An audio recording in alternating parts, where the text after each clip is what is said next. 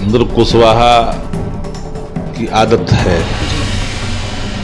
कि वो जूठा ही खाना खाते हैं। भारतीय जनता पार्टी के अंदर में इनको ला करके मरम्मत करके बढ़िया से इनको जगह ठिकाने लगा दिया जाएगा। उपेंद्र कुशवाहा समाज में अभी तक कोई ऐसा काम नहीं किया कि समाज भी अंगीकार करे, स्वीकार करे। सत्ता लोलुपता के कारण सत्ता प्रतिष्ठान से जुड़ जाते हैं, क्योंकि उनके अंदर मादा नहीं है, नैतिकता नहीं है, आइडियोलॉजी नहीं है। भारतीय जनता पार्टी उन सभी पॉलिटिकल पार्टियों को समाप्त करना चाहती है जो पॉलिटिकल पार्टियां अपने पैरों पर खड़ा होना चाहती है। दोस्तों नमस्कार, बहुत स्वागत आपका चौकस भारत में। मैं आपका दोस्त ब्रजचंद्र। विधानसभा चुनाव को कुछ महीने और रह गए हैं, लेकिन लोकसभा चुनाव में जिस तरह की परिस्थिति सामने आई, जिस तरह से परिणाम सामने आए एनडीए के तरफ से, उसकी अब भरपाई करने की भरपूर कोशिश की जा रही है। अगर हम बात करें उपेंद्र कुशवाहा की, तो जहां से वो खड़ा थे, यानी जहां से उनको टिकट मिली थी, काराकाट से करारी हार का सामना करना पड़ा। लेकिन वो कहते हैं ना कि हारे को हरिनाम, वही हाल उपेंद्र कुशवाहा जी के साथ हुआ है।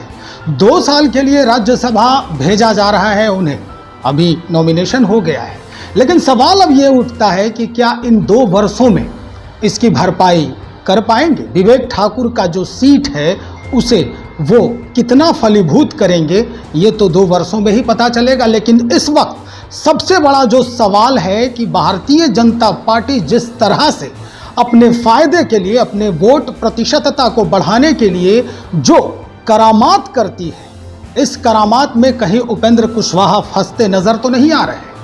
मुकेश सहनी इसके साक्षात उदाहरण रहे हैं, जैसा कि पिछले कई महीनों में ये बात राजनीतिक गलियारों में फैलते तैरते दिखी है। इस बाबत आज बातचीत करेंगे। हमारे साथ प्रबुद्ध एवं मुख्य प्रवक्ता हैं आरजेडी के शक्ति सिंह, इन्हीं से हम बात करेंगे। क्या लगता है आपको, मुकेश सहनी का इतिहास उपेंद्र कुशवाहा के साथ तो नहीं दोहराया जाने वाला है? उपेंद्र कुशवाहा की आदत है जी कि वो जूठा ही खाना खाते हैं। अच्छा। फ्रेश खाना उनके नसीब में कभी होने ही नहीं लोग देता। जिसके साथ वो गए हैं वहाँ जूठन से ही काम चलता है। और उपेंद्र कुशवाहा को पहले लहूलुहान किया चुनाव में, उसका दम मलहम पट्टी कर रहा है। समाज में मैसेज चला जाता है। उपेंद्र कुशवाहा समाज में अभी तक कोई ऐसा काम नहीं किया कि समाज भी अंगीकार करे, स्वीकार करे। मैं तो इस बात का शुरू से पचकार रहा हूं कि जो लोग संघर्ष करने के आदी नहीं रहते हैं वो सत्ता लोलुपता के कारण सत्ता प्रतिष्ठान से जुड़ जाते हैं, क्योंकि उनके अंदर मादा नहीं है, नैतिकता नहीं है, आइडियोलॉजी नहीं है। एक ही है जुगाड़, टेक्नोलॉजी, जैसे भी हो एडजस्ट कर जाओ। तो ये राजनीति में जो संक्रमण के रूप में सामने आई है वो दुर्भाग्यपूर्ण है। और जो भी मिला है जूठन ही मिला है, फुल फ्लेज कुछ उनको मिला नहीं है, 1 टर्म कुछ प्राप्त नहीं हुआ है।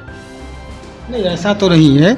उन्होंने चुनाव भी जीता है और चुनाव जीतने के बाद केंद्र में मंत्री। आपको पता ही नहीं कि चुनाव जीते 1 टर्म इस्तीफा दिया, मंत्रिमंडल से भागे, ये भी मालूम होगा।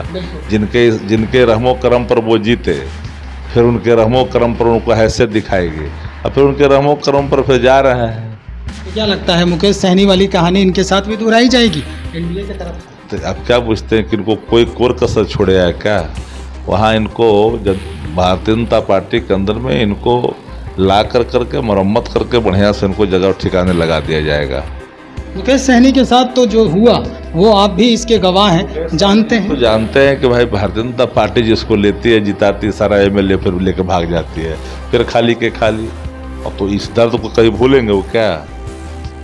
जो भी जिनको राजनीति में थोड़ा सा भी स्वाभिमान है, भारतीय जनता पार्टी उन सभी पॉलिटिकल पार्टियों को समाप्त करना चाहती है जो पॉलिटिकल पार्टियां अपने पैरों पर खड़ा होना चाहती है। बीजेपी फिर से प्रपंच कर रही है।